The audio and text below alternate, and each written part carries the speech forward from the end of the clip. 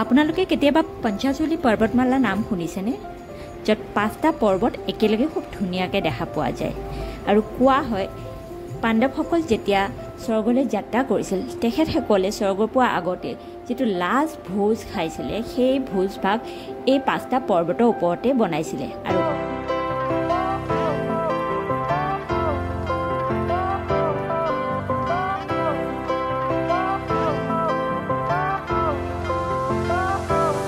আৰু আজি মই গৈ আছোঁ সেই পঞ্চাচলী পিক, যোনখন ঠাইৰ পৰা চবতকৈ ধুনীয়াকৈ দেখা পায়। সেই ঠাইখনৰ নাম হৈছে মুন্সিয়াৰী। উত্তৰাখণ্ডৰ কুমাও মণ্ডলৰ ছাইডত থকা পিথোৰাগড় ডিষ্ট্ৰিক্টৰ এখন ধুনীয়া সৰু স্বৰ্গ যেন লগা ঠাই হৈছে মুন্সিয়াৰী, যাক এখন মিনি কাশ্মীৰ বুলিও জনা যায়।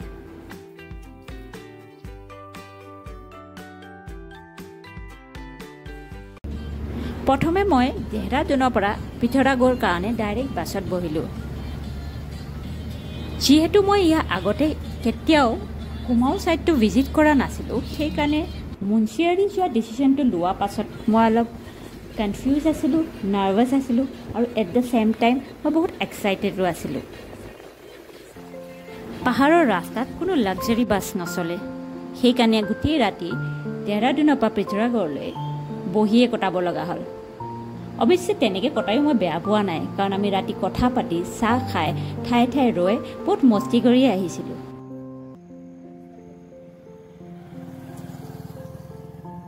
ফাইনেলি পিথোৰাগড়ৰ পৰা এখন সৰু গাড়ী মই মাদকোটৰ কাৰণে পালোঁ। মাদকোট হৈছে মুন্সিয়াৰীৰ পৰা প্ৰায় 20 কিলোমিটাৰমান আঁতৰত অৱস্থিত এখন সৰু ঠাই। মাদকোট আহি থাকোঁতেই প্ৰথমেই দেখিলোঁ মই জলজীবী ঠাইখন, যি ঠাইত কালি গংগা আৰু গৌৰী গংগা লগ হয়। বছৰত হোৱা ইণ্ডো নেপাল ট্ৰেড ফেয়াৰ কাৰণে এই ঠাইখন ফেমাছ। তাৰ পৰা যিটো ৰাস্তাৰে মাদকোটলৈ আগবাঢ়ি গৈ আছিলোঁ, সেই ৰাস্তাটো চিনিক বিউটি ইমানেই ধুনীয়া আছিল যে মই যোৱাকালি ৰাতি বাছত ট্ৰেভেল কৰা চব কষ্টই পাহৰি গৈছিলোঁ।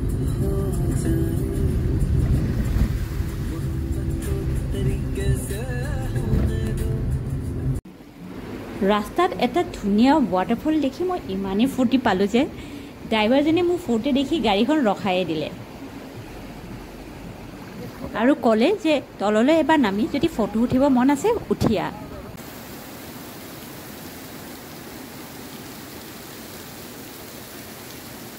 একচুৱেলি ছ'ল' ট্ৰেভেলত ফটো উঠাই দিয়া মানুহৰ অভাৱ নাই, খালি আপুনি তেওঁলোকৰ লগত অলপ কনভাৰ্চেশ্যন কৰা দৰকাৰ, ইণ্টাৰেক্ট কৰা দৰকাৰ।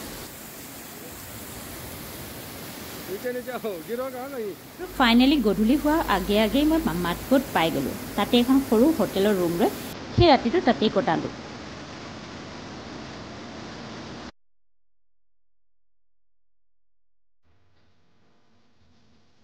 ৰাতিপুৱা শুই উঠিয়ে মাদকোটৰ পৰিৱেশটো দেখি মোৰ মনটো যেন বহুতে বেছি ভাল লাগি গ'ল। ৰাতিপুৱা তেতিয়া অলপকৈ বৰষুণ দিবলৈ আৰম্ভ কৰিছিল আৰু পাহাৰবোৰ প্ৰায় আধা মেঘেৰে ঢাকি পৰিছিল। মাদকোটৰ সেই সৰু সৰু গলিবোৰত মানুহৰ নাম লিখিয়েই নাছিল তেতিয়া। মই জল্দি ৰেডি হৈ চাহ আৰু ব্ৰেকফাষ্ট কৰি মুন্সিয়াৰী যাবলৈ কাৰণে ওলাই আহিলোঁ।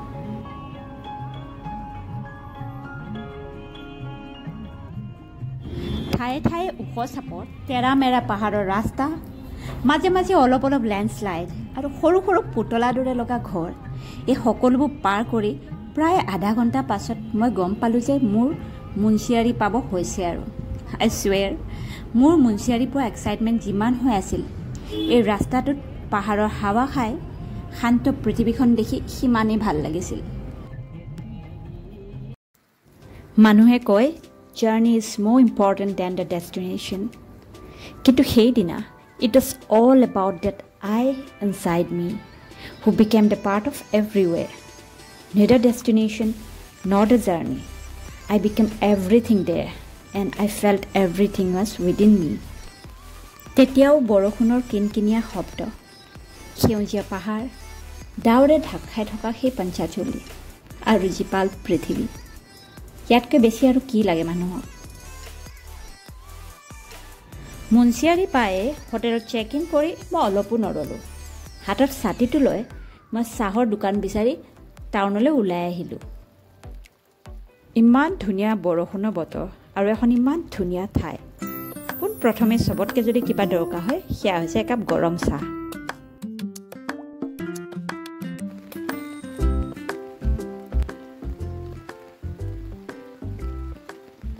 চাহৰ দোকানত বহি আড্ডা মাৰাটো মোৰ এটা পুৰণা স্বভাৱ। সেইদিনাও অলপ সময় তাতে বহি তেনেকৈ আড্ডা মাৰিলোঁ আৰু লোকেল মানুহৰ পৰা মুন্সিয়াৰীৰ বিষয়ে বহুত কথাই গম পালোঁ।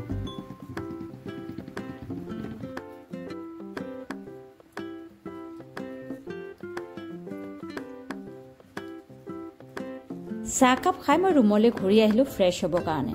কিন্তু ফ্ৰেছ হৈ বাৰে বাৰে মই ৰুমৰ বাহিৰত গৈ আইডিয়া লগাবলৈ ধৰিলোঁ যে কোনফালেনো পঞ্চাচুলিখিনি আছে, কাৰণ ইমান সময়ৰে বৰষুণৰ কাৰণে সকলো পাহাৰবোৰ ঢাক খাই আছিলে।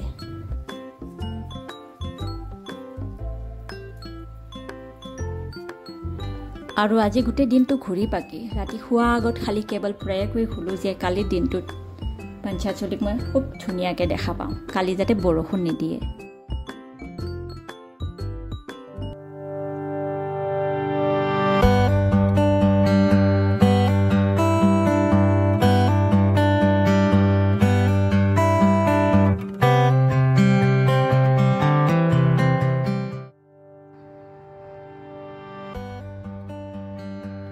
ৰাতিপুৱা উঠিয়ে সূৰ্য পোহৰত মুন্সিয়াৰী সেই পৰ্বতমালা দেখি মই কিমান সময় যে তাত একেথৰে চাই আছিলোঁ গমেই নাপালোঁ। মুন্সিয়াৰীত মই ক'ত ঘূৰিম তাৰ কোনো প্লেন বনোৱা নাছিলোঁ। ৰেণ্ডামলি ইঠাইৰ পৰা সিঠাইলৈ ঘূৰিম বুলিয়ে ভাবিছিলোঁ আৰু ৰেণ্ডামলি কিছুমান পাহাৰীয়া হাৰ্বছ কালেক্ট কৰা কথাও ভাবিছিলোঁ।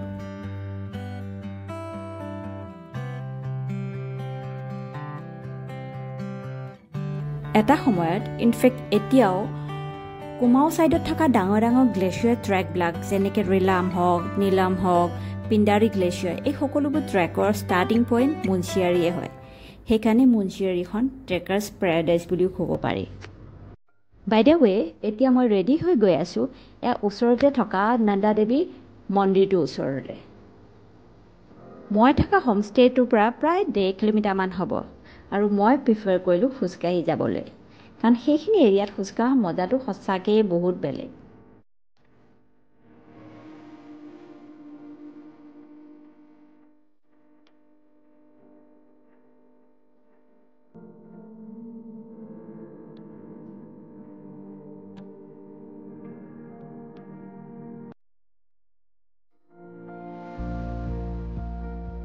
মুন্সিয়াৰীত থকা সেই নন্দাদেৱী মন্দিৰটোৰ তাৰ চোৱা চিতা এজন পুৰণা আৰ্মি অফিচাৰে কৰে। তেখেতে সেই ঠাইখিনি ইমান ধুনীয়াকৈ ৰাখিছে যে তাত আপুনি মন গ'লে কেম্পিঙো কৰিব পাৰে, খালি তেখেতক আগতে জনাব লাগিব।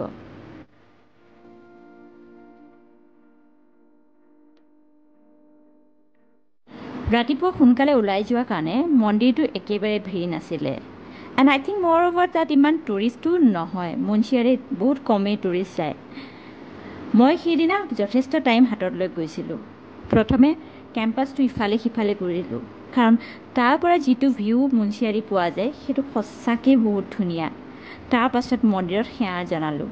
তেনেকৈ ঘূৰি ফুৰোঁতেই মই সেই আৰ্মি আংকলজনক লগ পালোঁ, যিয়ে সেই ঠাইখিনি চোৱা চিতা কৰে। তেখেতে মোক মাতিলে আৰু চাহ অফাৰ কৰিলে। তাৰপিছত তেখেতে মোক বহুত সাধু কথা শুনালে, মুন্সিয়াৰী কাহিনী, সেই মুন্সিয়াৰী পঞ্চাচুলি পৰ্বতমালাৰ কথা, মহাভাৰতৰ কথা আদি বহুত কথা তেখেতৰ পৰা মই গম পালোঁ। তাৰপাছত মোক তেখেতে লাঞ্চ কৰিবৰ কাৰণেও ৰখালে।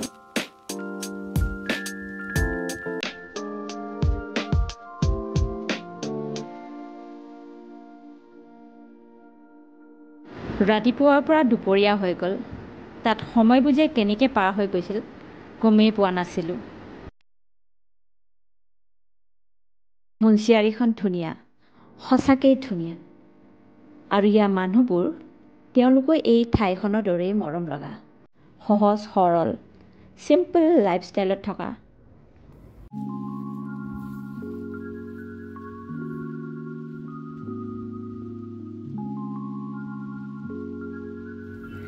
আকাশে যেনেকৈ আমাৰ হৃদয়ৰ বিশালতা কথা শিকায়, পাহাৰে আমাৰ নিজৰ সৰু সুৰা অস্তিত্ব বোধ কৰায়, আৰু তাৰ মাজে মাজে বৈ যোৱা সেই নদী জান-জুৰিবোৰে আমাৰ মনৰ চঞ্চলতাৰ কথা বুজায়। কিন্তু প্ৰত্যেকখন নদী পাৰতো য'তেই নহওক, তাৰ চৰম সীমান্ত আৰু লক্ষ্য কিন্তু সদায় সাগৰেই হয়। কেতিয়াবা ভাবোঁ ঠিক নদীৰ দৰে আমাৰ মনৰ সীমান্তকত আশাবোৰ শেষ কৰোঁ। যদি তাকেই আমি হেপিনেছ বুলি কওঁ, তাৰ সঠিক ব্যাখ্যা কি হয়?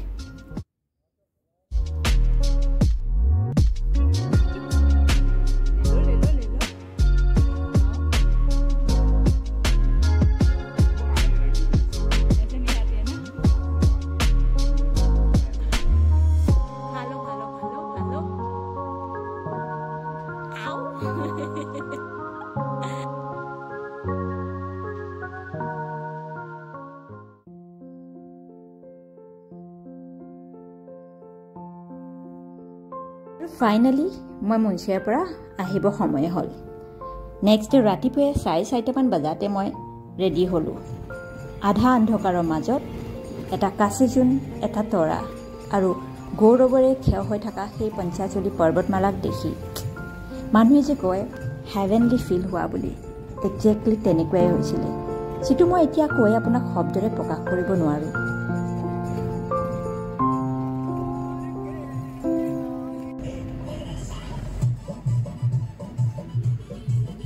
আকৌ ঘূৰি অহা সপোন দেখি বহুতো ধুনীয়া মেমৰিজ লৈ মই লাহে লাহে ৰিটাৰ্ণ হ'লোঁ। আন্ধাৰৰ পৰা লাহে লাহে দিন হ'বলৈ ধৰিলে। বাকী পাহাৰবোৰেও সাৰ পালে, গছ গছনিবোৰেও সাৰ পালে।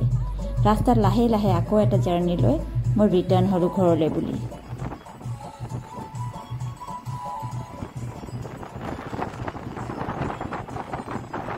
পাহাৰী ৰাস্তা, পাহাৰী গান, পাহাৰী খানা, এই সকলোবোৰ এনজয় কৰি বহুত ধুনীয়া ধুনীয়া পাহাৰৰ মেমৰিজ লৈ মই উভতি আহিলোঁ। উভতি আহোঁতে কিন্তু মোৰ অলপো দুখ লগা নাই, কাৰণ মই জানো য'ত মোৰ এটা যাত্ৰা শেষ হৈছে, সেই অন্তত ক'ৰবাত নহয় ক'ৰবাত মোৰ আৰু এটা জাৰ্ণি ষ্টাৰ্ট কৰিবৰ কাৰণে ৰৈ আছে, আৰু তাক লৈ মই সঁচাকৈ এক্সাইটেড। নেক্সট ভিডিঅ'টোত লগ পোৱা আশাৰে, till then bye bye, take care.